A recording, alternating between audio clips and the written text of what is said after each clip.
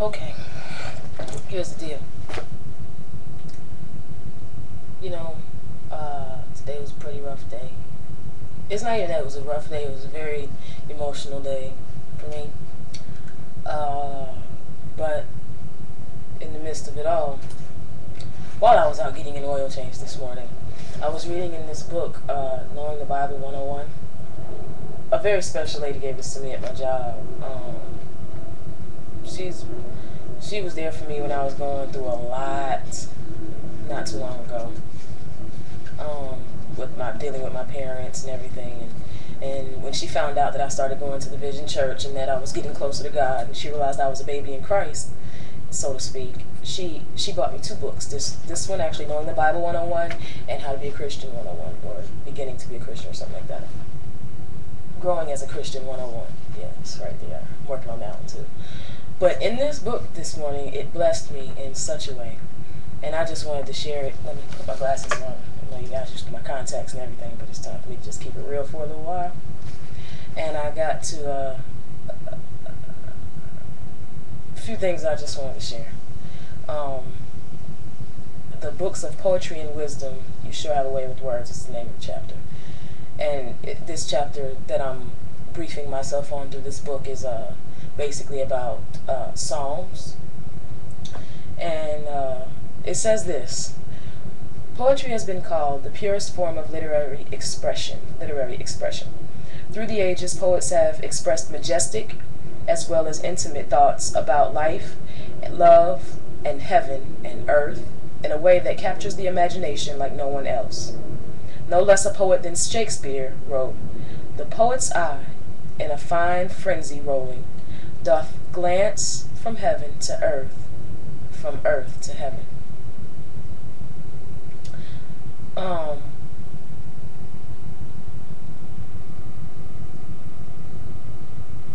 The books of poetry, Psalms, poetry and wisdom show that God is interested in your heart, and that He wants you to be able to express your deepest emotions. So today, after I watched the Tyler Perry movie, took myself on a date. There's nothing like dating yourself. I'm a good date, by the way. I was laughing and giggling and everything. Shouting at the screen. You know, not a lot of people were in there, so I wasn't too embarrassed or whatever. But the movie blessed me as well. Pretty much everything that I came in contact with today blessed me. And when I say that, I'm saying that God was basically speaking to me through means of other people and movies and stuff, because I pretty much tried to relax today while I was just trying to, be with God. So as I'm leaving the movie theater, I began to pray. But it was a different kind of pray. It was one of those stepping into the closet because I'm all alone, we can really get raw with it kind of prayers. And me and God got down to the nitty gritty. Me and Jesus, rather. I was calling them both of them. So, but we got down to the nitty gritty of what I'm going through. And I said, Lord, what is it? I wasn't sure if I was having a breakdown or a breakthrough, but it turned out to be a breakthrough. And I looked down, and I should have written it down. I don't know. But my ticket was sitting there, and I hadn't been in my pockets yet while I was in the car. I'm trying to figure out how my ticket got there. So I looked at the ticket, and it told me to go to Psalms. And I don't have it in the house with me right now, so I really can't tell you what it said, what chapter or whatever it said. But I'm pretty sure it was verse 9 somewhere in Psalms. And it said, if you seek me, look up and I'll be right there, basically. And it threw me, because I was like, okay, I feel so close to you. I feel so close to you. And I just need to speak to you, God. I just need to speak to you. I just need to talk to you for a minute. Just come here. And I did. And I feel freed. Because immediately after that, I got a phone call. And I can't even go into that because of the politics of the whole situation. But just know that I was delighted to get that phone call. And I hadn't been answering my phone, so, I figured I'll answer.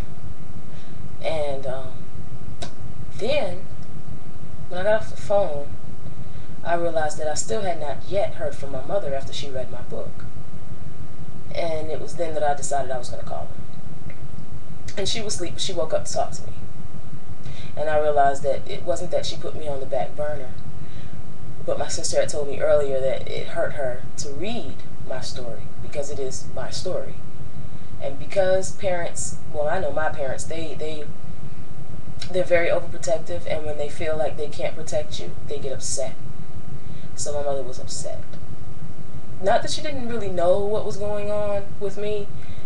Well, she didn't at the time when things were happening or whatever. But, you know, being able to read it and see exactly through my eyes what had happened when she wasn't looking, I think opened up a brand new door for her. So in speaking with her, she basically gave me a blessing to keep going, because I stopped, and I think I stopped for at least two reasons that I realized today. One was because my mother would have been hurt by reading it, and I needed to know that she would be okay once it got published. Two, I wasn't in a spiritual place where I am now to be able to finish the book. Where I was then, a year and a half ago, almost 2 years, I could never have written that. I could never have finished this book in a way that would please God. It would have been, I don't know what it would have been. I don't even really know where I was going with the end of that book. I know it was being managed by someone else, and that someone else did not need to be managing what was going on in that book. So I think that had a lot to do with why I stopped. But now that I'm at a point in my life that I can understand why things happen and why God does certain things, and his sense of humor and his sense of you know, placing opportunity before you and trials and tribulations to test you and make you grow and be strong. Realizing that I've been an adult pretty much all my life, never really had a chance to be a kid, so I've been kind of being a kid for like the past 10 years that I've been grown. And for you guys that know my age and know me, you know, video games, you know, you name it, I was playing games. But at the same time, I never stopped being a grown-up and taking care of my business at the same time, which I guess is fine. But lately I stopped doing all that and just work. So I had to stop. And now, I don't know, we'll see what happens. Let's see how this book ends. I just hope that it can bless many and minister to some. Actually, I want it to minister to millions, because I know that everyone has a piece of my book inside of them that has already occurred, and that hopefully it'll bless someone else before their child has to go through certain things. But mostly I just hope that my book brings people closer to God in their own way, from their own demons and situations. And, you know, let's just see what happens. Keep your eye on me. I'll probably be keeping blogs from now on as a form of therapy, I guess.